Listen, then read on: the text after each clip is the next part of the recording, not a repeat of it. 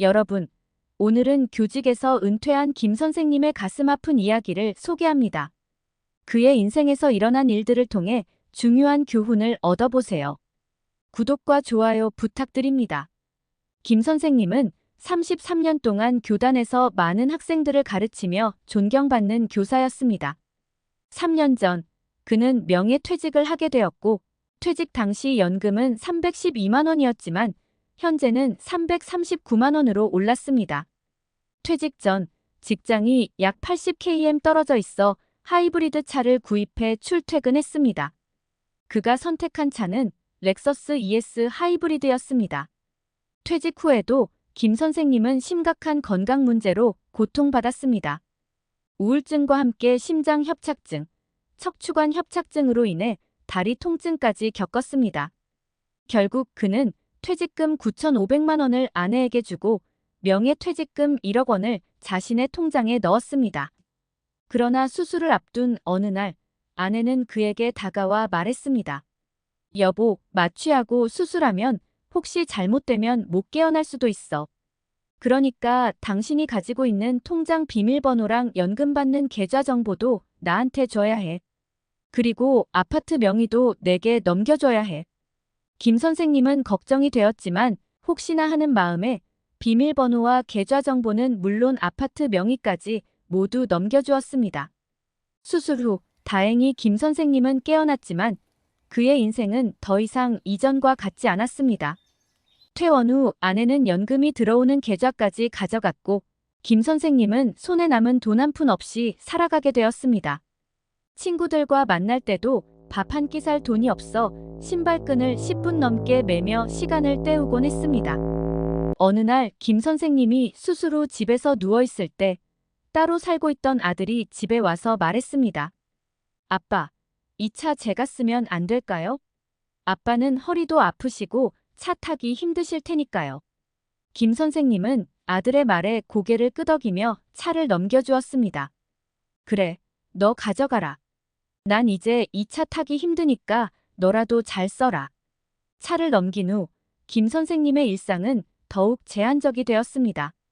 그는 이제 차도 없이 집에만 머무르게 되었습니다. 집에서는 인터넷 바둑을 두며 시간을 보냈습니다. 컴퓨터 한 대와 작은 TV 하나를 켜놓고 바둑을 두는 것이 그의 유일한 낙이었습니다. 그러던 어느 날 아내는 전기세 고지서를 들고 들어왔습니다. 전기세가 98영원이 나왔어. 당신이 집에서 놀고 먹으면서 전기만 낭비하고 있잖아. 김 선생님은 아내의 차가운 말과 폭력적인 행동에 점점 더 위축되었습니다. 그의 하루하루는 더 이상 살아있는 기쁨이 아닌 버텨내야 할 고통의 연속이었습니다. 김 선생님은 아내에게 연금 계좌와 명예퇴직금 1억 원을 돌려달라고 요청했습니다. 그러자 아내는 갑자기 시커먼 얼굴로 변하며 그를 폭력적으로 다루기 시작했습니다. 아내는 발로 밟고 주먹으로 그의 가슴을 때리며 폭행했습니다. 김 선생님은 그때 정말로 아파트에서 뛰어내려 죽고 싶었습니다. 그 순간의 슬픔과 절망은 이루 말할 수 없었습니다. 맞을 때마다 그는 자신이 이렇게 살아도 되는지, 모든 것을 아내에게 준 것이 얼마나 후회스러운지 생각했습니다. 내가 이렇게 살아도 되는 걸까? 차라리 아들이나 딸에게 줬으면 이렇게 맞지는 않았을 텐데. 다시 돌려받을 수 있었을 텐데. 김 선생님은 아내에게 모든 것을 맡긴 것을 깊이 후회했습니다. 아들이나 딸에게 맡겼다면 그들은 다시 돌려줬을지도 모릅니다. 그러나 이제 모든 것이 아내의 손에 있고 그는 아무런 힘도 없이 그저 맡기만 했습니다. 그는 가끔 창밖을 바라보며 지난날 교단에서의 행복했던 순간들을 떠올렸습니다. 하지만 그 기억은 이제 너무 멀게 느껴졌습니다. 아내에게 연금 계좌와 명예퇴직금 1억 원을 다시 돌려달라고 해도 주지 않았고 그는 수술 전에 아내에게 모든 것을 넘겨준 것을 후회했습니다. 눈물만이 그의 친구가 되어주었습니다. 아내는 퇴직하기 전까지 요양보호사로 일했지만 연금 계좌를 넘겨받고 난 후에는 일을 그만두었습니다.